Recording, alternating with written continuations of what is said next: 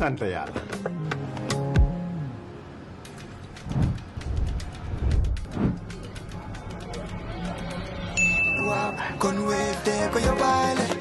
looy xaar utal Wave nga scan nga fay te nag doo ci yokku dara.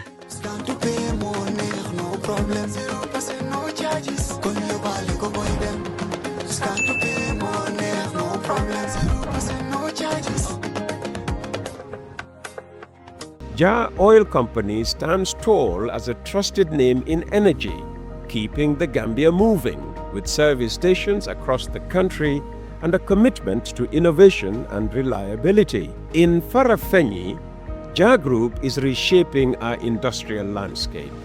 The Jar Oil Cement Factory can produce up to 100,000 bags a day, reducing imports, creating jobs, and building a stronger Gambia brick by brick.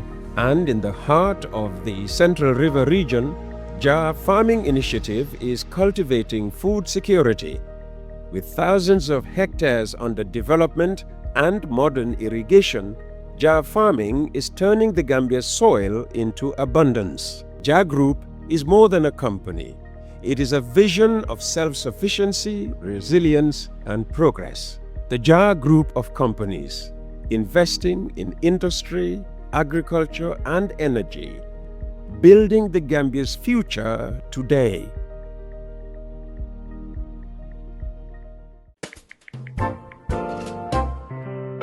If the world hasn't stopped moving, your money shouldn't slow you down. With Bloombank Africa, you are always connected, wherever, whenever, in many ways than one. So whether you're sending funds to family, paying for goods and services, settling bills, or just making sure you've got some cash at hand, Bloombank puts speed, simplicity, and security in the palm of your hand. Transfer funds between your Wave or AfriMoney account and your Bloombank account anytime, anywhere, because your money should flow at the pace of your life. Visit your nearest Bloombank branch today to link your account. Bloombank Africa, we make it happen. On Tuesday, the 14th of April 2025, you're with Coffee Time with Peter Gomez, and we are with the Minister of Information, Media and Broadcasting Services. Well, he's in a dogfight, if you like, with the Gambia Press Union over new, whether it's policy or regulations or guidelines or whatever. And he's here this morning to, allay our fears, if you like. So I'll tell you what happened, and I'll give you context. Let's look at the background first about the Gambia media landscape. It has evolved significantly over the past decade.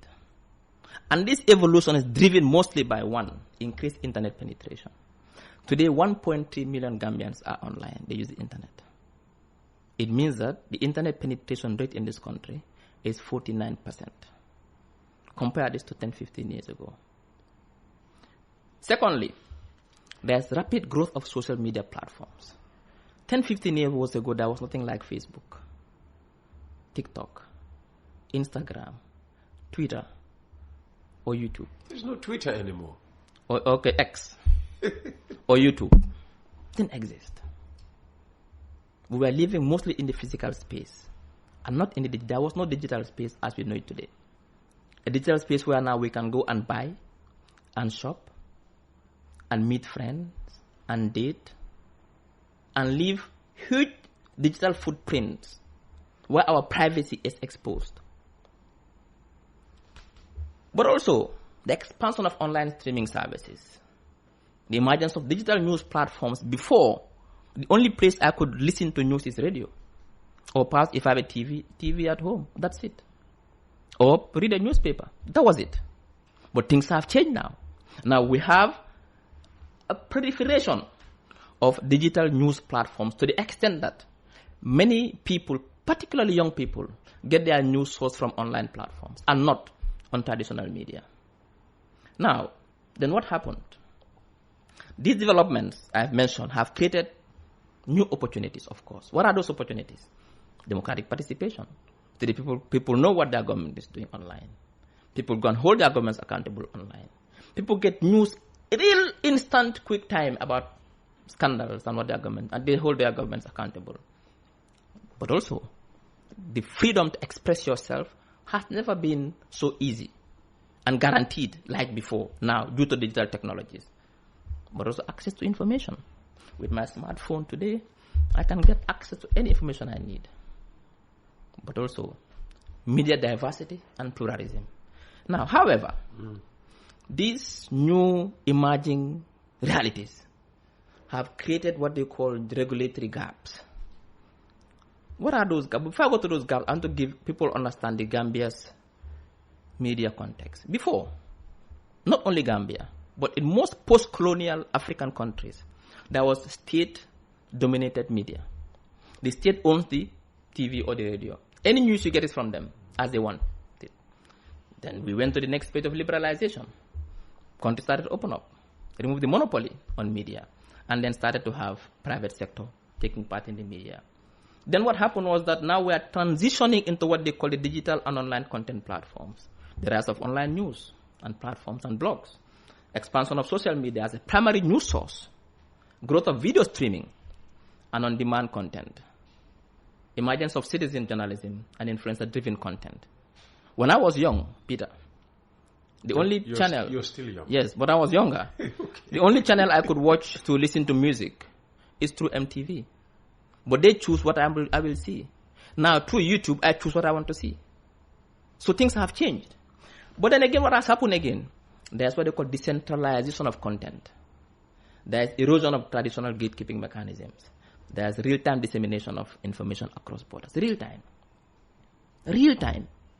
Something happens in Kuwait today. Within minutes, it is transmitted across the globe. People see it live. Live. Things were not like that before. Before, you have to go and watch the news, but the news has editorial policies, they have to edit it. But now, live, instant, people record. Citizen journalism, we record it. So you cannot fool anybody anymore. So things have changed significantly. And then, Gambia is a very unique country. We have serious constitutional provisions in this country. The freedom of expression is guaranteed by the Constitution. Nobody can take that away from you. The freedom of the press and the media is guaranteed by the Constitution. Nobody can take that away from them. But these rights also are essential for democratic governance, for transparency and accountability, but also for citizen participation. However, constitutional jurisprudence recognizes that these freedoms be subject to lawful and proportionate limitations, particularly in relation to national security. Yes, you are free to do whatever you want to do, but you also have a license towards others. Liberty, public order, and protection of reputation of the rights of others. Now, what happened? The Minister of Information or any sector can identify gaps in that particular sector and try to fill those gaps. They are called regulatory gaps. As a country and as a sector, we realize that our ecosystem, there's no equity and there's imbalance and it's not properly regulated. Why? There's regulation already in the media ecosystem. Because you cannot operate a radio station without having a license. You cannot operate a TV station without having a license. You cannot operate a newspaper without having a license. And this license has obligations that you must abide by. Otherwise, your license is revoked by law. We realized that when we were making regulation for the traditional media, new media never existed. Like online media never existed. So they don't fall part of the regulation. Outside of regulation. So, but they're in the same ecosystem, doing the same thing, targeting the same audience, providing the same service to the public, looking for the same adverts from the same sources. So Media X, we call it Media X, does news, current affairs, whatever, get adverts and la. Yeah. But it's regulated.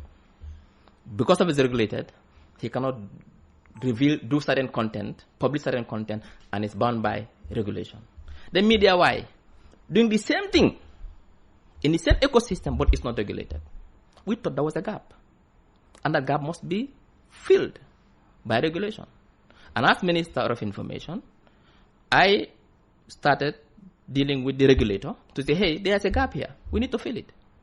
They developed a regulation. to bring online media into the regulatory orbit. Now, when that is the case, the framework has certain purposes. This framework, you can disagree with them. One, to safeguard the freedom of expression, to promote access to information, to protect privacy and personal data. Because today, we live in an era where deep fakes and manipulated content can destroy people's lives in 1 minute. They can create a deep fake about you dancing naked, but those with editorial responsibility have not to publish that or to transmit it when they know it is manipulated, even if it's not manipulated image. But that is outside of that regulation deals with that. People's privacy. But also media, encourage media independence. Promote responsible content ecosystem, encourage ethical media practices, promote responsible digital engagement, but also strengthen professional standards. But also to protect vulnerable groups, children and young persons, so they're not exposed to bad content, harmful content. To protect marginalized groups, to promote regulatory clarity, define roles in the ecosystem, reduce regulatory overlaps, and strengthen cooperation. And the objective of this policy is one, to promote a safe and inclusive media ecosystem, to protect freedom of expression and media independence, to address harmful and illegal content, promote responsible online engagement, strengthen accountability for broadcasters, and so on and so forth. And it will cover TV, radio, community broadcasting, streaming platforms, social media platforms, video sharing platforms, online news platforms, podcasts, influencer control, and so forth. Just to make it short, this is a whole bunch of regulations which deals with a lot of things. In fact, it deals with how watershed moments, so that certain content, there's a time, particularly those that are harmful for children, there's a time you bring it. It deals about fairness and equity in election reporting, in political party congress. All these things is in the regulation. Now, if you disagree with one or two of it, for example, that they most disagree with is journalist registration. What did that even say? It says that the registered licensed media houses or registered online, designated online content providers must register journalists working for them. So we have a registry. See, that's a difference between accreditation and registration. Accreditation means that it gives you the right to practice or not.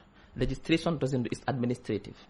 That was part of the regulation to say that, okay, West Coast Radio, you are licensed, but part of the license requirements, all your journalists working for you should be registered with the regulator. But yesterday in the validation, I was made to understand that some people raised concerns of that, and we are ready to reconsider that. That's the purpose of validation. When people raise genuine concerns and they're able to justify those concerns in terms of implement and so on and so forth, we reconsider. I was made to understand that those in the stakeholder validation raised some concerns with that, and that we are considering perhaps removing that bit from the regulation. That is the journalist registration. But that is the purpose of the validation. And I think GPU lost an opportunity there to come and also raise their issues.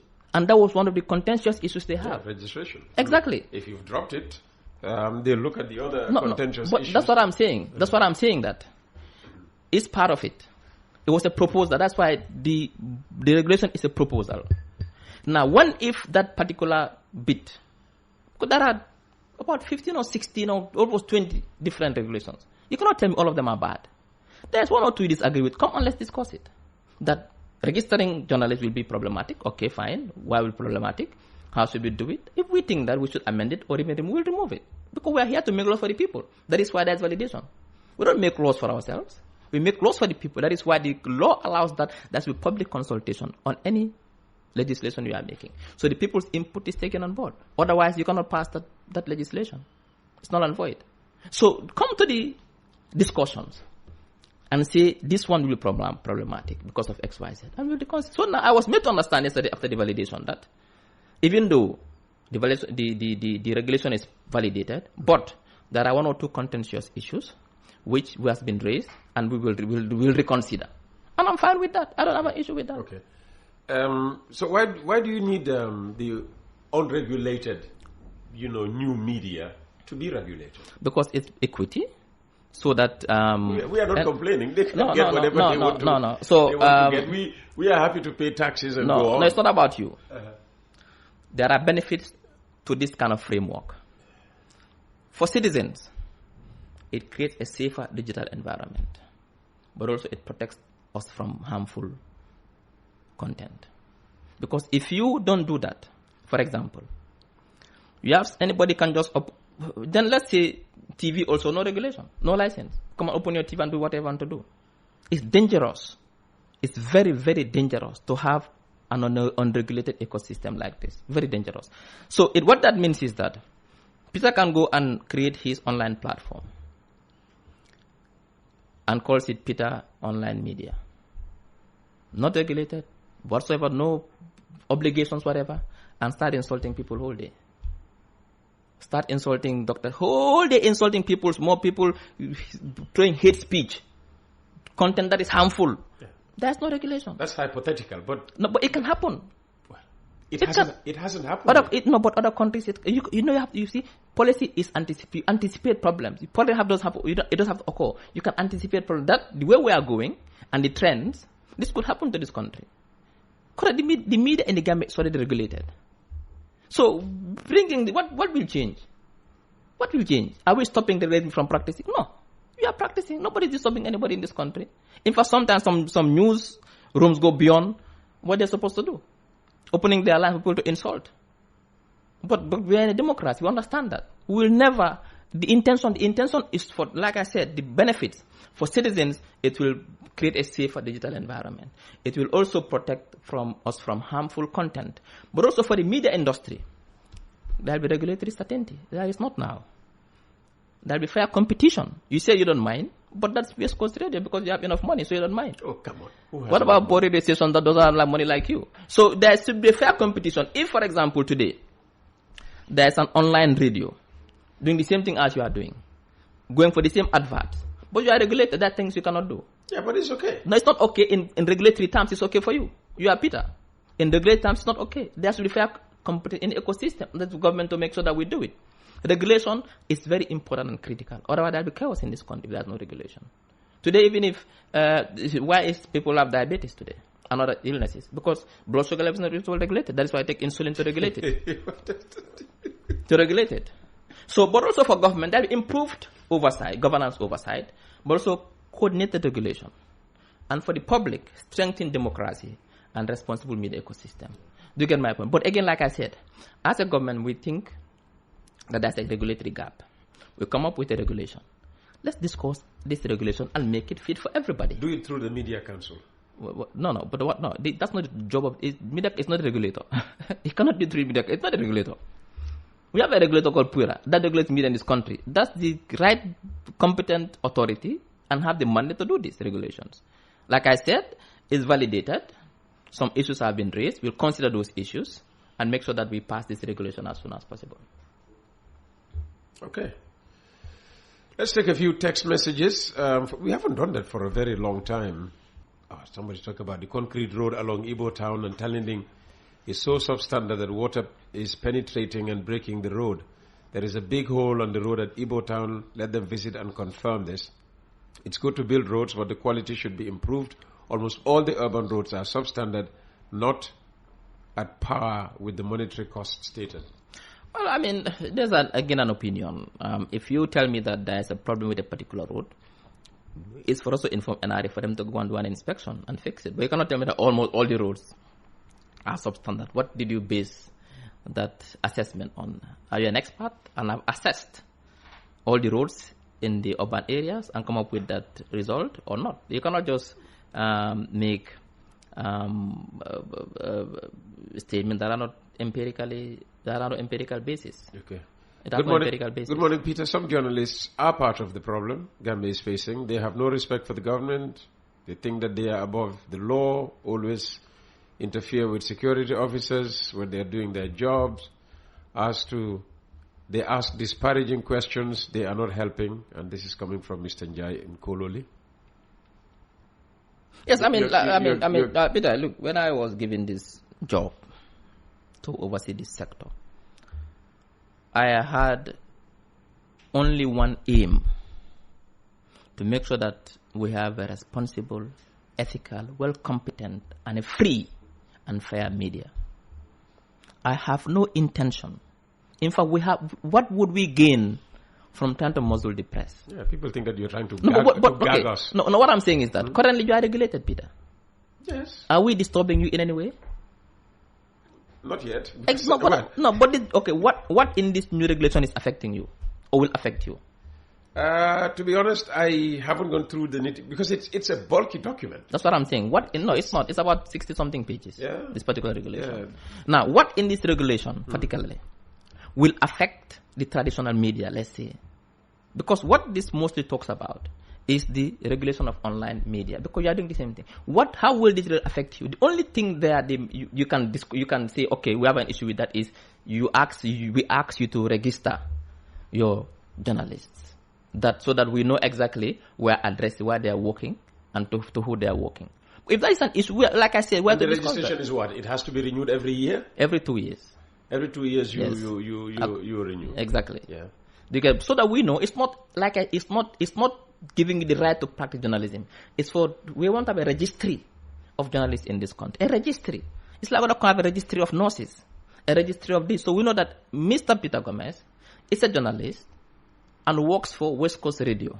The day you stop working with West Coast Radio, you have to write out to say you will no longer work here. Oh, we remove you from the register for West Coast Radio, and you go and work for exactly. you go and work for Star TV, for example. Yeah. We now put you on that register. It's administrative. It doesn't stop anybody from practicing journalism. It doesn't. It's not accreditation. It's not like a license to operate. Accreditation is different from registration. People have to understand that. When we say accredit, it means that we have to give you a license to operate. It's not accreditation. It's registration. That is why many people who are making notes haven't even read the regulation. Okay. They haven't read it. So they're misunderstanding. They listen to for licensing. But because people don't understand. Some people don't understand basic things. Even if they read it, they don't understand it. Unfortunately, that is the fact. Because when we say registration, it's there. How you will be registered, what it will mean. Everything is in the regulation. Okay. You come here, now you know Rohi. Before you didn't know her. Yes. What does it matter whether you know Rohi or you don't know her? But you come here and you can do your presentation and leave, and the listeners can hear the conversation and, gain a lot out of it. Why do you need to keep a register of all journalists? Now, this is a very brilliant question. And these are the questions we're expecting for GP to come and ask in the validation. Then the regulator or the ministry can explain. In fact, it's the regulator, because this is, for now, it's their document. We told them this is what we want in this sector. And that is why even the ministry, we are not only part of the regulator, we are part of the people. We can go against some of their proposals as a ministry. Not everything they propose we accept. That is why we also have an internal. That is why when they bring the draft to my office, I told them I want to have an internal value with my key stakeholders. That is GP and Media Council. And I invited them. So let's come to your question, Lee. What the regulator wants is to have a registrar of journalists. So we know that Rohi is practicing journalism in the Gambia and he works for West Coast Radio. So we know that he has an address, he works there. Because everybody has an address. Yeah, but that's what I'm saying. Now you hear Alex Emane. I am sure Pira had no idea, who Alex Emane is. All right? You hear our S. Jallo. Maybe now, she's begun covering big events and people are beginning to know her. Yeah, but they hear Alex Emane on Coffee Time and say, oh no, he's very good. He could be good. So he's not registered with Pura. How is that a problem? It's not a problem. You don't have to. Yeah, exactly. So that's what I'm saying. That's what I'm saying. It's not mandate. It is not. It is just a registration proposal. That's why I said yesterday we are ready to reconsider it, because when people raise an issue on something, we are ready to reconsider it. We can easily. And I think they even told me yesterday when they gave me the report that okay, it's validated, but these are the sticking points. I said, look, if it's gonna be a problem, let's remove it. I said it. And then coming to this issue of equity and fairness and whatever. Social media users of a certain number of subscribers are the only ones that should register. If you are below that, no need to register or what?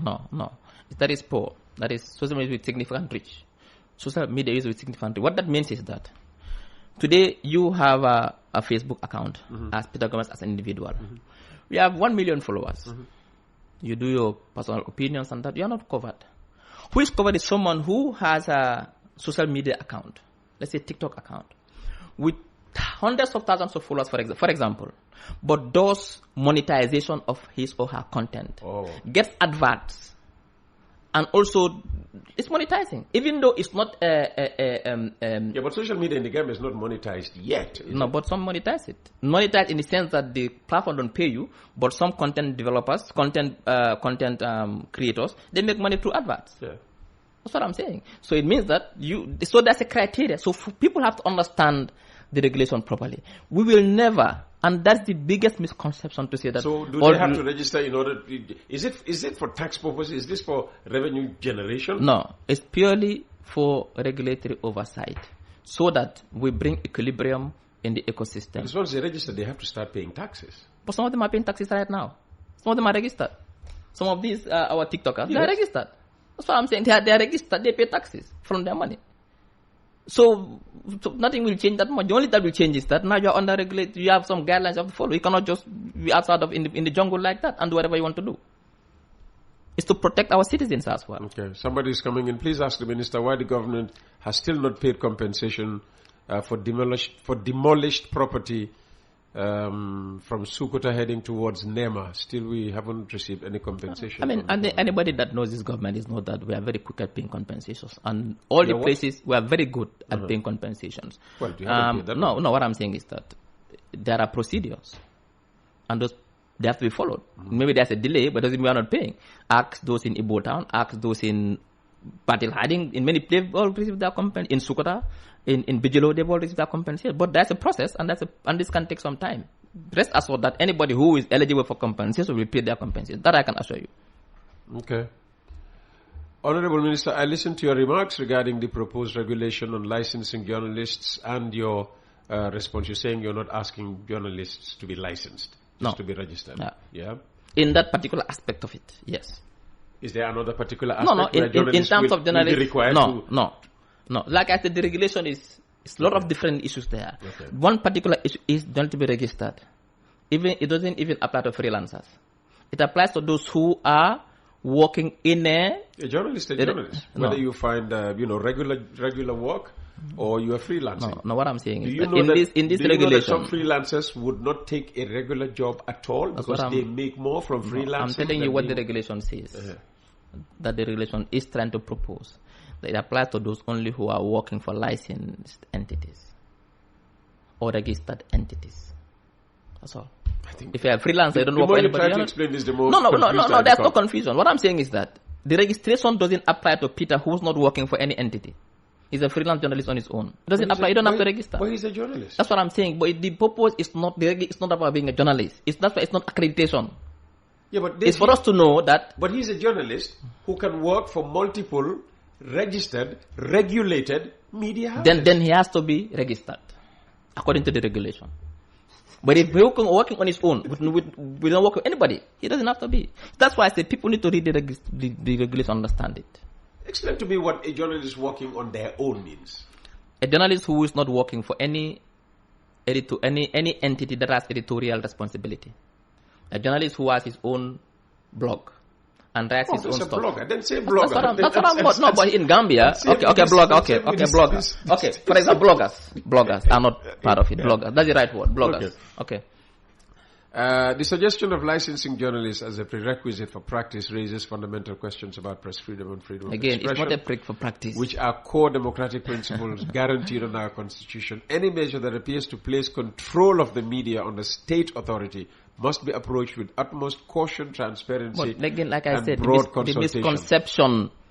Read the first sentence. Equally concerning is... No, read the first sentence. Which one? The way he started. The suggestion of licensing journalists as a prerequisite for practice. It's not that. That is wrong. The registration is for prerequisite, like I said. It doesn't mean that when you have to... it's not a prerequisite for practice. Okay. Let me continue. That has to be very clear. Now I want this to be clear. Okay. That the registration is not a prerequisite for practice. It's not. It's not an accreditation. It doesn't mean that you don't have to practice. No. Okay. People have to understand that. Okay. Equally concerning is the tone of your response to the GPU. Framing this issue as a matter of who will feel the pinch if there is a boycott risks trivializing what is, in fact, a serious constitutional and democratic concern? Well, the GPU is the one who should understand that should be that to them. They are the ones who are trivializing this. You boycott a serious, important event like this. You boycott it. To come and say validation of something that you don't agree, come and validate and sit and discuss and consult. That should be direct to the GPU and not to us. Because we did what we are supposed to do. We invited all the stakeholders. We did everything. Come and let's discuss. They refuse to come, so they trivialize it. That should be addressed to the GPU. Engagement between government and the media should not be reduced to confrontation or retaliation. At this moment, what is required is leadership that reassures, listens, and builds trust, not one that escalates tensions. Well, this is the most hypocritical statement I've heard. You see, when you are a hypocrite, you don't want to tell the truth. Let the truth should be told to GPU. To say, don't be confrontational in your approach. We wrote to the GPU months back, come on, let's discuss it internally. They refused to come, they are going to boycott. Then they went to social media, hashtags, not all these. That is confrontation. We never did confrontation. We are still quiet. Why did we do confrontation? How did we do confrontation? We did not. So this guy who is a hypocrite, and he should refer this to the GPU and not to us. He said, inga diga, ñu wax ko, ñu téye. Gis nga soo fi nekkee nga bëgg la wax dëgg, you're not unfair. In what did we do as a government? That is confrontation. What? Well, you're trying to bring in these regulations that the GPU says. No, but it's not confrontation. We did not. No, but it's not a confront. We brought a regulation to solve a particular problem. Come and let's discuss it in the sector, and that's our job as a government. You see, Peter, I'll tell you one thing. As a government, we are the mandate of the people to govern this country. We will not outsource that job to anybody or to any social media noise. We cannot. Yeah, we have it. So, and our primary role in my sector is to protect, support, promote the public interest at every time. And I will do it. I will not shy away from that. No. Because my conscience is clean. That my intention is not to muzzle the press. My intention is to solve a problem that is an emerging problem, and that will be a big problem for us in the future. Now, where is our confrontation there as a government? Where? You're saying that if the GPU thinks that they can boycott, you will also, I did not say we will also. No, I didn't that we will. I never said we will. I said that boycotting is dangerous, because if you boycott and government also boycotts, they'll feel the pain. I'm not saying we are going to boycott. I said if government also, but that's everywhere. It's a caution that by asking some of your partners not to collaborate. We will not reach that stage. I'm just trying to give you a scenario that it's not wise and wisdom for them to boycott government. Okay. I don't know if you understand my point. Okay. You cannot boycott government. Okay. Tell the guy next to you, the drivers, conductors do whatever they like without any fear. In the evening hours, go to garage and see for yourself. Drivers and conductors set their own prices without any fear. Have you got anything about this price increase? Let me see. I'm trying to look if I can get I think I have the press. And somebody says, Mr. Gomez, I have to agree with the minister. It is important that journalists are accredited. That's Ibrahim Abaji. In fact, what we have been looking for is not accreditation again. I commend him, but we are not looking for accredit. Okay. You know what accredit means? We'll decide who practices and who doesn't practice. Well, that's not what we are looking for. That's what everybody who is opposed to. That's what I'm saying. That it's important when there's a regulation, people take their time and read and understand the content of the regulation. Yeah. If you don't understand, you'll misinform the public. Our aim is not to accredit journalists. That's not our aim. Our aim is to register those who are journalists in this country. And if you don't register, it doesn't stop you from practicing journalism. Yeah, let's let things continue the way they are then. That's what I'm saying. Let's let things continue the way they are then. That's what I'm saying. Exactly. So if we bring this proposal, thinking that... Because in one of the newspaper headlines here, it's beginning to attract unnecessary attention internationally. Let me see, is it The Voice or... one of the papers has West African... who... Let's go to this price fair. Yes. Quickly. Yeah. It says, as a result of these productive meetings, consulted between Transport and Minister of Works and so on and so forth, both parties have agreed on a fair increment between the range of $5 for commercial vehicles operating within the Greater Banjul area and $15 for Fonyi West Coast region. Yeah. I told you. But it's the distance. That's why I said the distance. That's why I said, I did not deny what I said, that we'll have to look at it. It depends on the distance. You cannot increase $15 from Westfield to Tabokoro, for example. Yeah, so that's fine. Yeah, so go on. Yeah, okay. No. I was saying, apparently one of the newspapers has a headline. That's why I don't like these mobile phones that, get, locked after a short period. It's attracting attention unnecessarily from beyond our borders. Let me see which of the papers has it. Not Foraya. Not Observer 24. Should be the point. Yes, it's The Voice. West African editors reject government's attempt to register journalists. Look, it's not saying accreditation to register. Peter. Not even registration is acceptable. Peter. Yeah. The government. You can't say. No. You don't give a damn what the international community thinks. You are preempting what I'm about to say. Huh? You are preempting what I'm about to say. What I'm saying is that we run this government for the people of the Gambia, with the voices of the Gambian people. Do you get my point? Some nondescript international organization cannot come and dictate to us how we run this country. Really? What I'm trying to tell you is that we have a regulation that we are going to pass. We have called for public consultations. We are going to make sure that we consult the public as much as possible and remove those aspects that we think are problematic. We are ready to have dialogue on these issues. This is just a draft. You cannot reject everything in this proposal. Will you reject the fact that we are saying that watershed moments for online content and also TV content, where some content cannot be viewed in some time of some hours? All this is in the regulation. How many TV stations do we have here? Do we show, nudity at all on a television? Let me tell you something, Peter. Not even nude, even violence. Harmful content can be violent. Violence. It could be these films that are very violent, kids not supposed to see. True. What I can tell you is that, when we make this, what is the importance of vision? Is you anticipate and see things that are, will happen, but have not happened yet. It has not happened yet. But you look at the trend around you, and you know that we're heading towards that, and you need to anticipate and stop it before it. You don't have to wait until it starts to happen, and we start to deal with it. You have a big fight pushing this through. No, what I'm saying is, I don't have a fight. You know why I don't have a fight? We're here to listen and work with stakeholders to make sure that those aspects... It's meant for a sector, and if the sector says no to it, trust me, it will go nowhere. This right now, you have a big war I'm not in a war with anybody. What I can tell you is that we're here to listen to aspects of that we think can be problematic. We're to, to say, okay, go diplomatically with the GP. No, but they did not start diplomatically. They have to start and be more mature. Yeah. Just don't, be too emotional about it. Engage them in conversation. But they don't want to engage. We've done that. Look, we've proactively engaged them in conversation. Invite them back. Come, let's discuss. They don't want to. They want to use the highway. Let them use the highway. Invite them back. I'll consider it. Invite back them. Because of you. Please do. That's Dr. Ismail Ceesay, the Minister of Information, Media and Broadcasting Services. He'll be back here next week.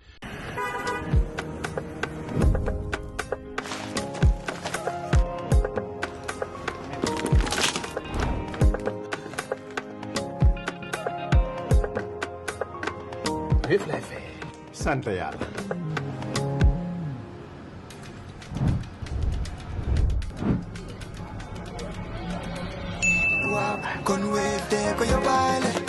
looy xaar utal Wave nga scan nga fay te nag doo ci yokku dara.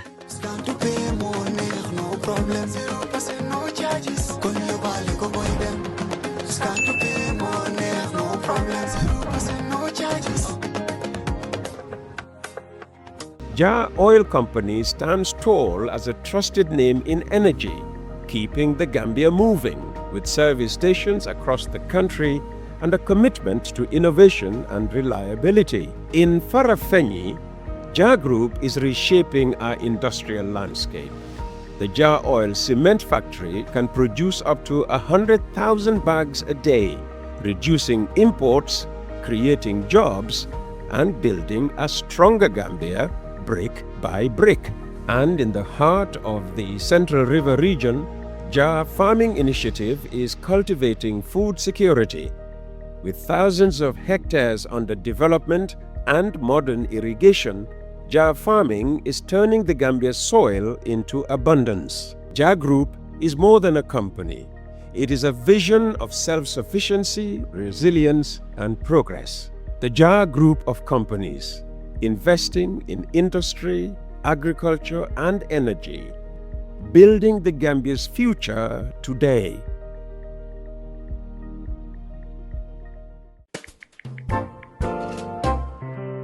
If the world hasn't stopped moving, your money shouldn't slow you down. With Bloombank Africa, you are always connected, wherever, whenever, in many ways than one. So whether you're sending funds to family, paying for goods and services, settling bills, or just making sure you've got some cash at hand, Bloombank puts speed, simplicity, and security in the palm of your hand. Transfer funds between your Wave or AfriMoney account and your Bloombank account anytime, anywhere, because your money should flow at the pace of your life. Visit your nearest Bloombank branch today to link your account. Bloombank Africa. We make it happen.